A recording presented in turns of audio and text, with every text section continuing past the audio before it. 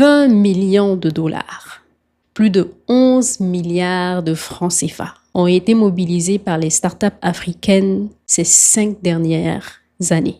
Le Kenya, le Nigeria, l'Afrique du Sud, l'Égypte, rien que les 4 comptent jusqu'à 80% de cette mobilisation financière. Maintenant, revenons en Afrique de l'Ouest. L'Afrique de l'Ouest a mobilisé en moyenne 36% de ses financements, avec à sa tête bien sûr le Nigeria, suivi par le Ghana, le Sénégal et la Côte d'Ivoire. Les autres pays ensemble comptent moins de 10%.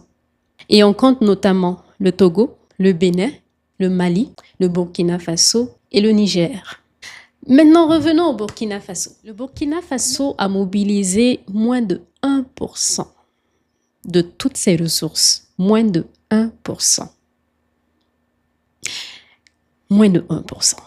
Et pourtant, le marché des financements internationaux est ouvert à tous. C'est vrai que nous avons des barrières linguistiques puisque nous ne parlons pas l'anglais, donc nous sommes très limités. Mais le marché, il est ouvert à tous. Ces financements se font très souvent à travers les subventions, les investissements d'impact, les concours et les programmes publics nationaux et internationaux. Pourtant, on a une jeunesse entrepreneuriale qui existe, qui a soif, sinon qui a faim de réaliser. Malheureusement, nous n'arrivons pas à connecter les différents points.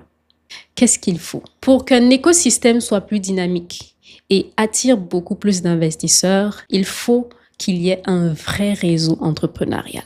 Il faut que ce réseau soit visible. Il faut aussi les histoires d'impact. Il faut partager les histoires à réussite.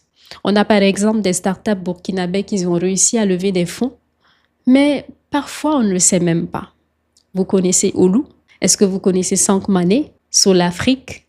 Ces startups ont réussi à lever des millions de francs CFA sur la scène internationale ces 5 dernières années. Et plus d'entreprises peuvent y arriver.